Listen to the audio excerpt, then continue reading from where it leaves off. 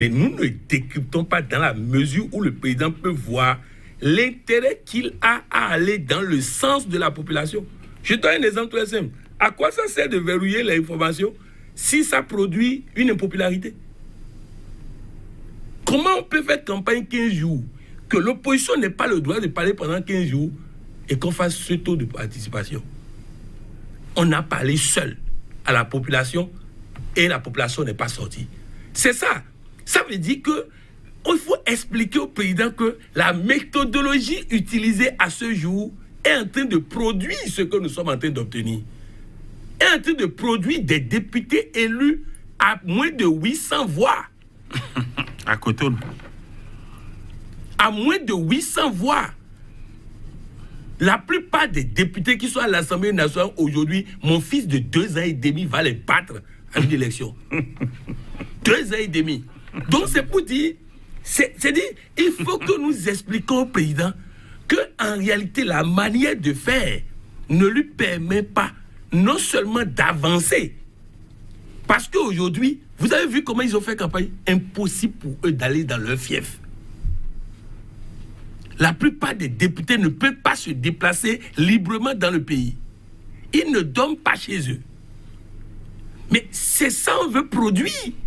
Non, le président n'a pas cette intention. Le résultat est là. La méthodologie doit changer. Et je crois que si nous faisons des émissions pour les rares occasions comme sur Sika TV, que nous avons d'exprimer un certain nombre de choses, si nous pouvons permettre au président de comprendre qu'il y a une autre manière de faire, on peut, c'est-à-dire, vous savez, la stratégie, ce n'est pas ça. C'est pas ça du tout.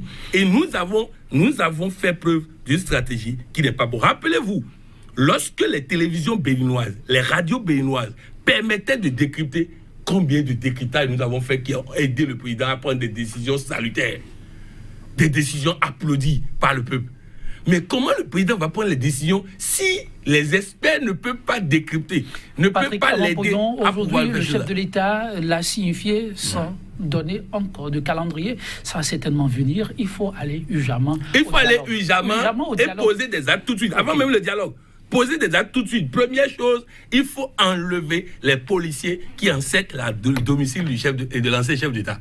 Il faut le faire parce que, je vais vous dire, c'est dans l'intérêt du président Patrice Talon de le faire.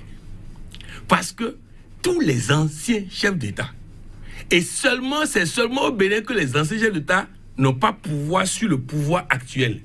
Dans beaucoup de pays, les anciens chefs d'État ont un pouvoir sur le président en exercice. Et ces anciens chefs d'État commencent par se solidariser de Yahya Boni. L'exemple de Ghana. Oui. Ils commencent par se solidariser. Et vous allez voir de plus en plus, il y aura une solidarité d'abord de ces anciens chefs d'État, ensuite des chefs d'État, pour se dire bientôt nous risquons d'être anciens chefs d'État. Nicéphore Soglo a dit quelque chose à Sassou Nguesso qui a fait mouche. Il a souri. Il lui a dit, vous avez souffert de la même chose quand vous étiez dans l'opposition. Et il a souri. Donc, il a intérêt à enlever ces gens-là avant que cette situation de policier là-bas ne crée une solidarité mondiale autour de lui. Il est en train de faire la popularité de Yahya Boni. Vous avez vu que certains opposants ont commencé même pas à critiquer Yahya Boni parce qu'ils se rendent compte que la situation est en train d'arranger Yahya Boni. Le président Patrice Talon a fait la campagne de Nicéphore Soglo et de Yahya Boni. Nicéphore Soglo était presque oublié. Aujourd'hui, Nicéphore Soglo rentre dans la cour de presque tous les chefs d'État dans le monde. Sa carte de visite est en train de se renouveler et tout ça. Donc le président a intérêt à ne pas offrir à ces gens l'opportunité historique de prendre de l'avance sur lui. Je vais aller plus loin. Au niveau des médias, il faut ouvrir le débat aux intellectuels. Il faut ouvrir le débat à plusieurs courants de pensée pour permettre aux chefs de l'État d'en apprendre dedans, pour pouvoir tirer des avantages et tout ça. Donc bref, même ces collaborateurs, les collaborateurs que certains appellent les clébés, qu'on a mis sur des télévisions et autres là, il faut leur laisser utiliser leur intelligence. Parce que quand ils répètent un discours écrit ailleurs, on sent qu'eux-mêmes... Je vous donne un exemple pratique. Vous imaginez que le chef d'État dit, la communication présidentielle dit à la face du monde que nous avons maîtrisé la situation sécuritaire du Bénin. et un communicateur du chef de l'État va dire sur les chaînes internationales qu'on a militarisé l'Assemblée nationale parce qu'on a des informations sur un attentat terroriste. Vous voyez que c'est de la pagaille communicationnelle où chacun raconte ce qu'il veut. Donc, vous imaginez un député qui va dire que c'est la France qui a organisé l'attentat pour pouvoir salir le Bénin. Et donc, bref, c'est pour dire le président a intérêt à suivre ces deux pistes que lui-même il a mis dans son discours, mais donner des gages. Tous ceux qui ont été arrêtés, dans le cadre de ces élections, on doit les libérer. C'est comme ça que le président va donner des gages avant qu'il y ait discussion. Ensuite, il faut trouver des chefs d'État qui acceptent de parler à l'opposition, parce que l'opposition est dans les mêmes postures que le chef de l'État.